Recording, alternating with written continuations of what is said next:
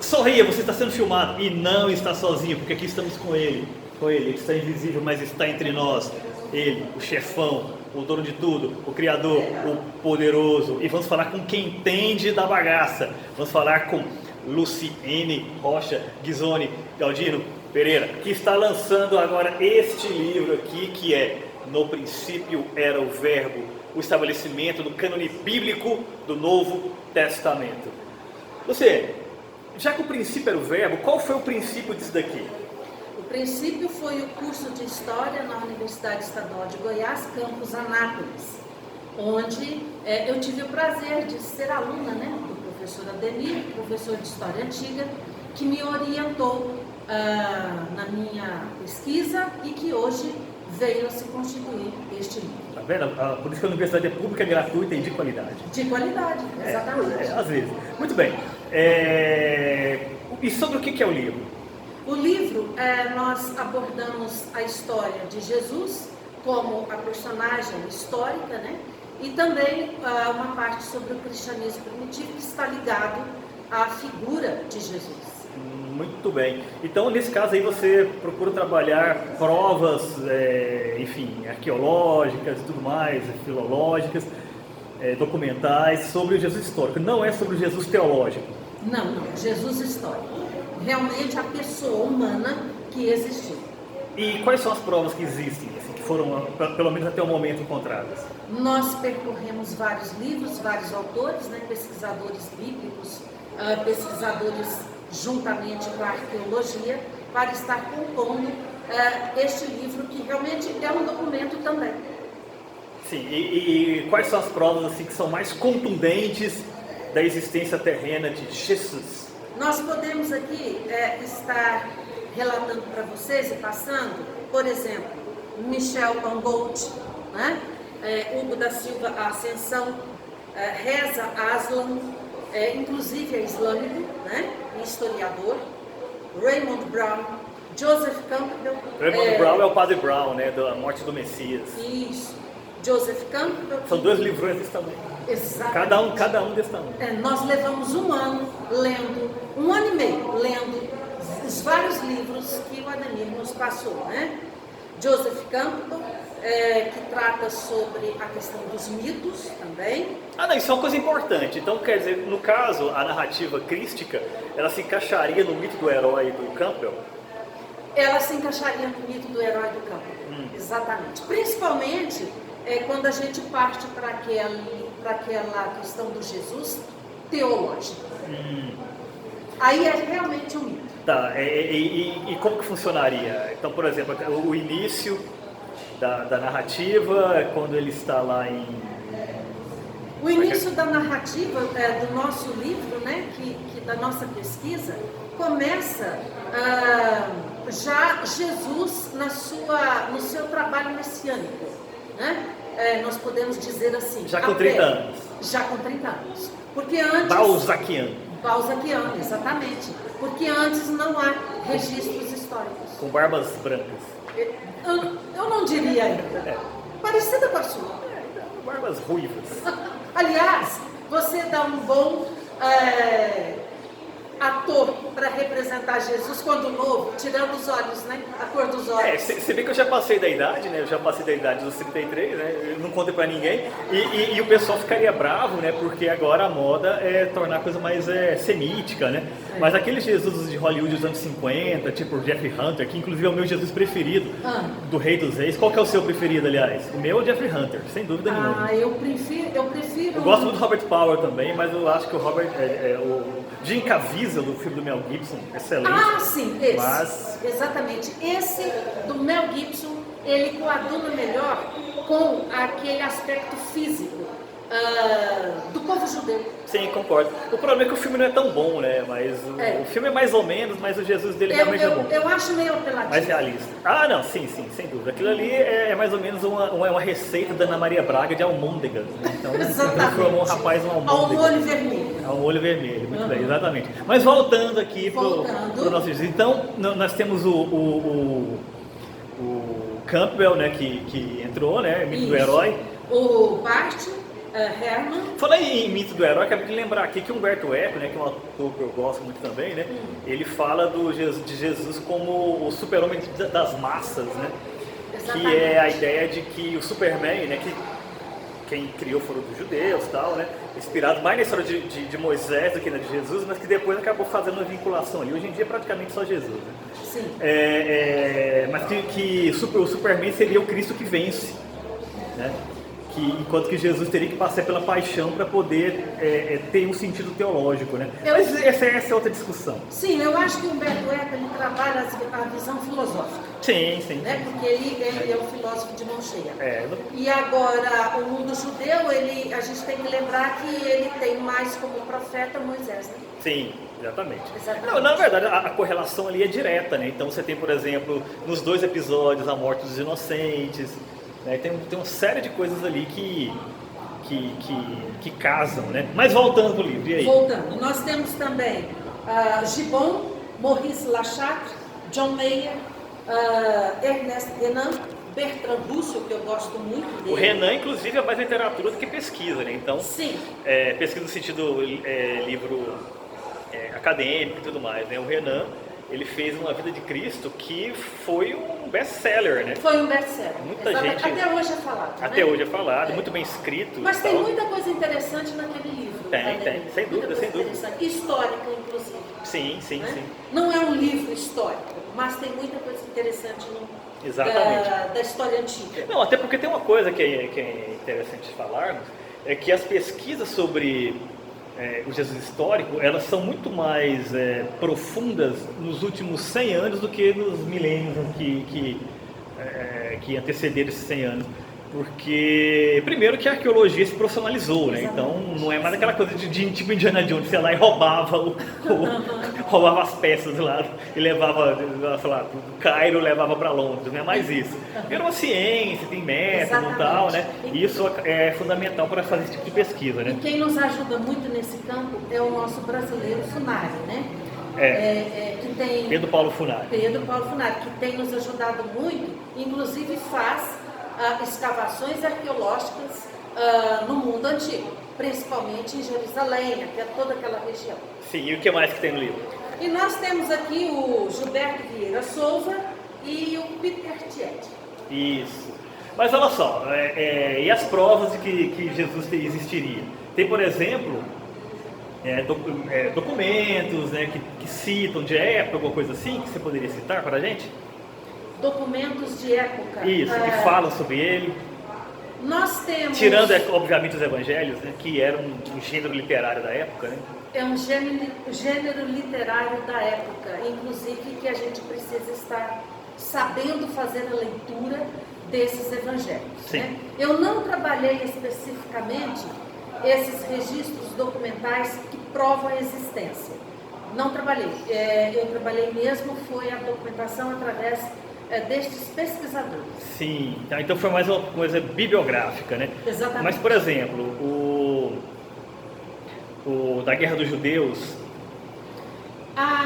eu não estou me lembrando o nome agora, mas o historiador judeu que foi para Roma. Exatamente, amigo do imperador. Exatamente, tornou-se muito Flávio José. Flávio José. Exatamente. O Flávio José tem excertos ali dos livros dele, né, da história dos judeus, né, que fala sobre Jesus. Só que é controverso, né, porque muita gente diz que ele escreve como um crédulo, né, e ele, por ser um judeu, não seria crédulo. Então, muita gente fala que, na verdade, esse momento em que ele cita Jesus no seu texto seria uma inclusão medieval e não necessariamente de época e tal, obviamente feito pelos copistas medievais. Exatamente. Eu estou lembrando agora também de Eusébio de Cesareia. Então, Flávio José e Eusébio de Cesareia não são muito fontes confiáveis. Nesse caso, além de ser não confiável, porque a questão não é nem ser confiável ou não, é o fato de que ele não teria motivos para falar de Jesus como uma figura mística, né? Embora nos textos apareçam, né? Mas pode ser culpa dos monges medievais que colocaram ali essas inclusões. Mas vai saber, né? O Flávio José, ele trabalha muito puxando ali para o lado dos romanos, né? Sim. Porque ele precisava de toda uma proteção dos romanos. Exato. Eusébio de Cesareia também. porque Roma, com todo o seu império, então eles escreviam com aquela pena puxando para o lado dos romanos, e aí fica algo que a gente não pode estar confiando 100%. Sim, eu vi aqui que o seu subtítulo é o estabelecimento do cânone bíblico do Novo Testamento. Então, quer dizer, então, além de pesquisar o Jesus histórico, você fala sobre o cânone bíblico, né? E como é que se estabeleceu esse cânone bíblico? Teve uma reunião de sindicato ali, de condomínio, e decidiu? Como é que foi isso? Teve vários concílios, né? O primeiro foi o de Niceia, em Constantinopla, que antes era Bizâncio, hoje nós temos ali na Turquia, né? Aquela região toda. E foi o primeiro concílio que começa a estabelecer o cristianismo como religião oficial, depois, e antes também estabelecendo esse credo livre para os cristãos que eram a maioria em Constantinopla, e Constantino e todos os imperadores que vieram depois queriam, né, angariar o apoio. É uma questão política, né? Política, extremamente política, ganhar todo o apoio desse pessoal, desse povo aí cristão, para trabalhar para eles, produzirem para eles e pagar os impostos, né? Então isso foi toda uma forma que eles viram de colocar esses cristãos como legítimos, né, no mundo romano, do Oriente, porque Roma do Ocidente já estava sendo invadida por todos os povos considerados bárbaros, e blá, blá, blá. Blá, blá, blá, e deu certo, né? Politicamente deu certo, como acontece até hoje. Religião, Estado, é uma união, um casamento que dá certo. Não, dá muito certo. O Ocidente foi feito nisso, né? Foi feito nisso. Por isso que você está sem véu, sem burca nesse exato momento. Exatamente. E não quero colocar. Não coloque. Dai a César o que é de César, dai a Deus o que é de Deus. Embora você esteja com a Sharia, mas isso aí é outra coisa. É outra coisa, é a Covid. Isso, exatamente. Mas olha só, então. Então o cristianismo se estabeleceu por conta desses concílios que estabeleceram o cânone bíblico, né? Sim. E por que você acha que a população romana, do Império Romano no caso, né, se converteu em massa ao cristianismo? Primeiro, por conta dos imperadores estarem colocando aí o cristianismo como religião oficial, e eles mesmos, como Constantino, por exemplo, no leito de morte, pediu batizado. Então isso era uma forma de trazer para a população a legitimidade daquela religião. E todo mundo passava a seguir, porque o imperador era o Deus, né? O Deus na terra, né? Ele respondia, ele era como um secretário, um enviado de Deus na terra. Lembrando aí, né, Ademir, da Mesopotâmia, que já naquele tempo os imperadores, os reis, eles tinham essa conotação de semideuses, né? É uma boa propaganda, né? Que inclusive o nosso amigo Alexandre trouxe para o Ocidente. Mas uma pergunta. Então, se a primeira parte do livro fala sobre o Jesus histórico, a segunda fala sobre o cânone bíblico sendo formado. Então você tem aí, numa primeira parte, o Jesus que caminhou entre nós, e depois esse que foi construído como um personagem literário e ao mesmo tempo teológico, místico, né, e tudo mais. Qual foi o passo principal para passar de um para o outro? Foi Joseph Campbell, né? Quando eu li toda a questão da mitologia, como é que isso se propaga e qual é o peso do mito na mente das pessoas. É muito grande. E o Estado sabe trabalhar isso, quando ele se associa aos sacerdotes, bispos, papas.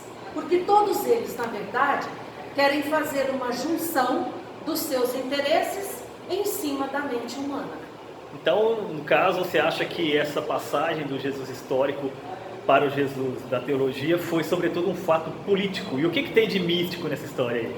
Mística é aquela questão quando eles colocam Jesus que anda sobre as águas, Jesus que reparte pão em vários pedaços, vinho, transforma água em vinho. Comunista!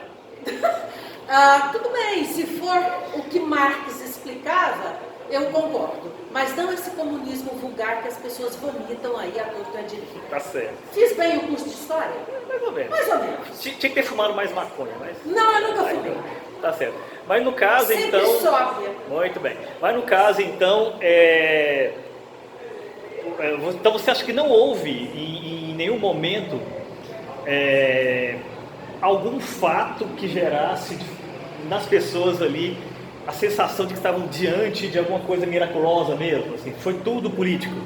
Eu acho que sim, de acordo com todas as minhas leituras, foi um fato político e trabalhando em cima, né, os sacerdotes, judeus inclusive, depois se apoderaram dessa questão, trabalhando aí naquele momento, naquele período histórico, essa paixão que os primeiros judeus, seguidores desse Cristo, o Cristo Messias, né, que vinha salvar o povo judeu, eles trabalharam e se apoiaram nessa questão, tentando principalmente tirar aí o jugo do povo judeu do povo romano, dos imperadores romanos. Eles se apoiaram nessa perspectiva do Messias Jesus Cristo, o ungido, né, o escolhido. Mas Jesus não fez nada disso, né?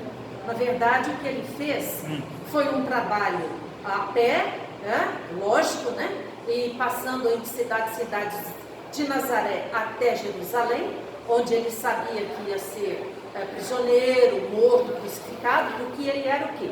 Considerado fora da lei, porque ele não aceitava os argumentos, a postura e a forma de lidar com a religião judaica que os sacerdotes faziam, discriminando e fazendo do seu próprio povo escravo. Ele não aceitava isso. Então ele foi um revolucionário. Por isso, morreu esticado numa cruz. Amém. Bom, eu pessoalmente simpatizo muito com Jesus. Eu acho que, independentemente do elemento religioso, ele é um grande personagem histórico, literário, filosófico, né? Um filósofo moralista, né? Interessante. Moralista, né? Dentro da filosofia moralista. Mas o principal, né, que nós podemos pensar é isso, assim, que ele, a partir dessa figura foi construído o Ocidente, que tanta gente tem tentado destruir ultimamente, né? Mas vamos tentar aí preservar o que resta do Ocidente. Mas, já que o Ocidente está acabando, a entrevista está acabando também, né? Então, últimas palavras. Eu tenho uma pergunta para você, Danilo. Pergunte. O que você acha, se o Jesus histórico, o verdadeiro, ele fosse propagado, como você veria o nosso mundo atual? Não, mas ele foi propagado. Porque o que era possível fazer se foi feito. A grande questão é que existem visões românticas, né? Mas assim, a filosofia que ele teria pregado foi pregada, foi difundida ali pelas comunidades primitivas, que não tinha motivo nenhum para deturpar. Se houve deturpação que as pessoas o acusam, foi posterior. Então eu não acredito nisso não. Eu acho uma acusação boba, tipo aquela coisa assim, o meu cristianismo, e eu não sou cristão, sou um ateu maldito, mas o meu cristianismo é melhor do que o seu, porque eu sei o que Jesus faria e você não sabe porque você é uma pessoa má. Eu acho isso uma bobagem. Eu acho isso, primeiro, que é muito pouco humilde, na minha opinião, você achar que você sabe o que Jesus sabia, né? Melhor do que, sei lá, os padres, os bispos, os santos e por aí vai. Aquela velha história. Eu acho que se é para você ter fé, tenha fé em boa companhia, né? Esse pessoal que fala assim, eu acredito no miraculoso, no místico, no mágico, em Deus, mas não acredito em religião, essas pessoas estão equivocadas, porque a sua visão de religião é pobre. Se é para acreditar em religião, que seja junto com São Tomás de Aquino, com Santo Agostinho, com São Jerônimo, Santa Teresa d'Ávila, maravilhosa também, né? E criadora do barroco. Os pais da igreja. Também, né? Mas toda essa grande tradição que nós temos aí, né? Então, essa coisa de, não sabemos qual foi o cristianismo verdadeiro. Aquela coisa do Nietzsche, né? O verdadeiro cristão morreu pendurado na cruz. Eu acho isso meio ingênuo, bastante ingênuo. Eu acho que o cristianismo que é possível ter, tivemos e, como eu falei, né? Temos o Ocidente graças a isso. Não é isso? Tudo bem, a sua opinião. Eu vou concordar com Nietzsche agora, viu, Ademir? Desculpa. Mas tudo bem, Ademir é o coquetel de Ademar, é nome teotônico. Mas, enfim, com aquele bigode todo lá, né? É verdade. Não tem como regular. Mas, enfim, é isso. Tchau. Tchau. Amém para todos. Erguer.